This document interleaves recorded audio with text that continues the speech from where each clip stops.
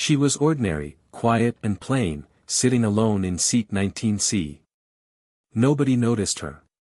But when the plane's engine exploded and the pilots lost control, she stood up calmly and saved every life on board. Later, F-22 pilots heard her name, and stood at attention. Before you watch full story, comment below from which country are you watching. Don't forget to subscribe for more amazing stories. It was a cold Tuesday morning in December when passengers began boarding Delta Flight 1190 at Salt Lake City International Airport. The Airbus A320 was set to leave at 8:15 a.m. for Chicago, and the plan was a simple 2-hour flight across the winter sky. Among the 164 passengers walking through the jet bridge was a woman named Laura Bennett. She was in her mid-40s, wearing a plain black coat, jeans, and old sneakers.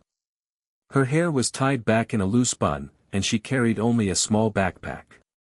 She looked like any tired traveler heading home after a long trip. Nobody turned to look at her twice. She found her seat, 19C, in the middle of the plane, and sat down quietly. The man beside her in 19B was already asleep before takeoff, his head resting against the window.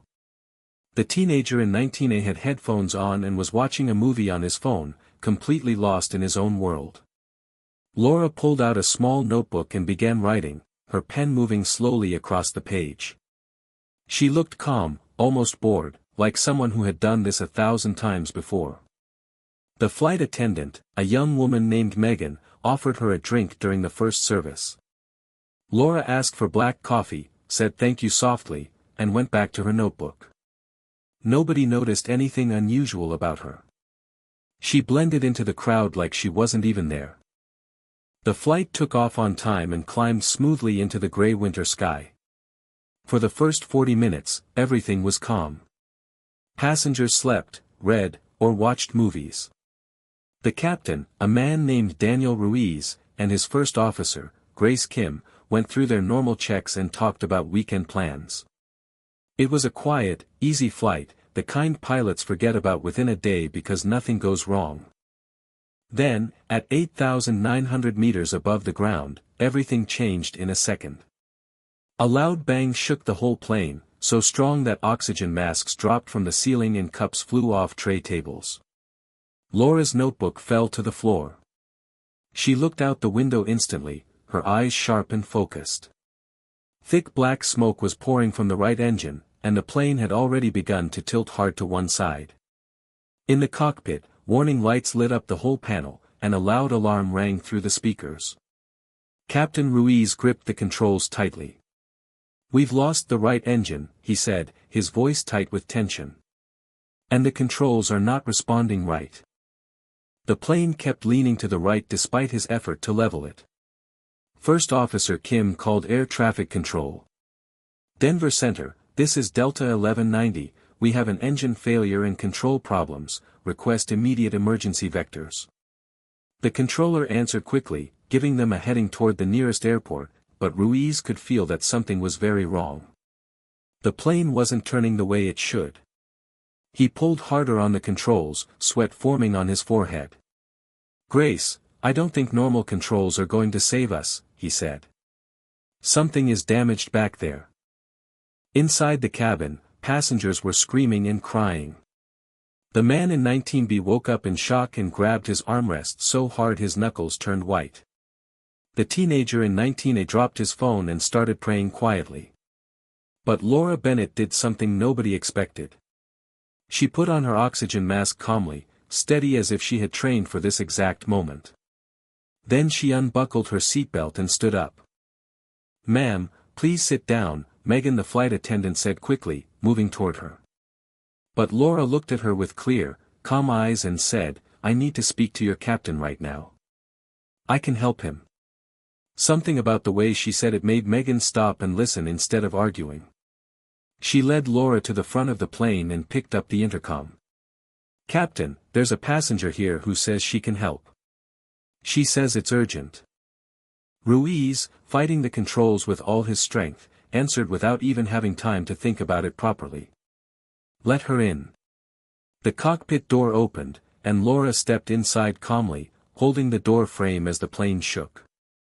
"Captain, I'm Laura Bennett," she said. "I flew fighter jets in the Air Force for 18 years, and I was a test pilot before that. I've handled damaged aircraft before. Tell me exactly what's happening." Ruiz stared at her for 1 second, unsure if this was real, but he had no better option. "We lost engine 2 and I'm barely able to control roll. The plane doesn't respond the way it should to the yoke." Laura's eyes moved quickly across the instrument panel, reading everything at once. "Try reducing power on your remaining engine slightly, just a little, not a lot," she said. "Your plane is fighting itself because of uneven power, and that's making your controls feel useless. Small changes now, that's the key." Ruiz hesitated only a second before pulling the throttle back slightly. Almost right away, the plane stopped leaning so hard, and he could feel the yoke respond a little better.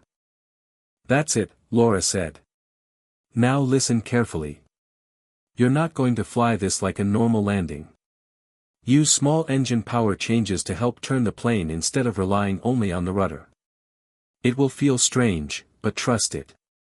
Over the next several minutes, she guided Ruiz and Kim through movements they had never practiced in training, techniques used only by test pilots who fly damaged aircraft on purpose to study what breaks. Kim checked the map. "There's a small regional airport 30 miles ahead, but the runway is short. There's a bigger airport 40 miles further, but it needs more turning." Laura looked at the screen and made her decision fast. "Go for the airport with a longer runway. With the plane damaged like this, we need every extra meter, and fewer turns will be safer even if it's a bit farther." Ruiz radioed air traffic control with the new plan, and the controller quickly cleared all other flights out of the way. Emergency vehicles were told to move into position along the runway. As the plane got closer to the airport, Laura kept giving calm instructions. "Slow down configuration changes. Add power just before you drop the flaps, not after. Let the plane feel steady before every change." Ruiz followed her words exactly, and slowly, the shaking plane began to feel just a little more controllable. As they came down toward the runway, Laura's voice remained steady. "You won't be able to flare this landing like normal. Just fly it onto the runway gently and firmly. The second the wheels touch, pull power all the way down and use full brakes." Ruiz nodded, his jaw tight with focus. The runway came into view, lined with fire trucks and ambulances, lights flashing everywhere. The wheels hit the ground hard but steady. Ruiz pulled the throttle to idle and pressed the brakes as far as they would go. The plane rushed down the runway, slowing little by little, until finally, with less than 300 meters of runway left, it came to a complete stop. For a moment, nobody in the cockpit moved. Then Ruiz let out a breath he didn't know he was holding. "We're down," Kim said quietly, her voice shaking with relief. "Everyone's alive." Ruiz turned to Laura, his eyes full of gratitude. "I don't know who you are, but you just saved every single person on this plane." Laura gave a small, tired smile. "You did the flying, Captain. I just told you what to try." Outside, passengers cheered and cried with relief as emergency stairs were rolled up to the plane. As people stepped off, many of them thanked Laura personally, though she tried to stay quiet and out of attention. The teenager from seat 19A hugged her without saying a word, tears running down his face. The man from 19B shook her hand for almost a full minute, unable to speak properly through his emotion. But the story didn't end on the runway. As word spread through the airport about what had happened, someone asked the tower to confirm the identity of the passenger who helped land the plane. When the controller radioed the information to the regional Air Force base nearby, a young officer heard the name Laura Bennett and stopped in complete shock. He knew that name. Everyone who had trained at Edwards Air Force Base in the last 20 years knew that name.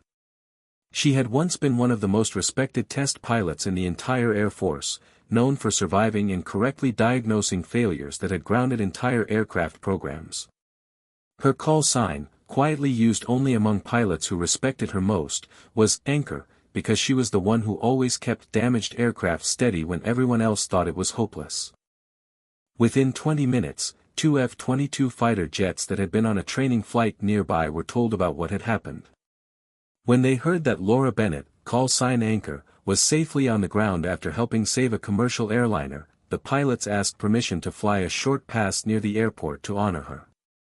Permission was given, and the two jets roared low over the runway before pulling straight up into the sky together, wingtip to wingtip, in a quiet salute that only pilots would fully understand. On the ground, several Air Force officers who had driven from a nearby base to see if the rumor was true stood at attention the moment they saw Laura walking across the tarmac. They raised their hands in salute without being asked, without saying a word, simply because they recognized her.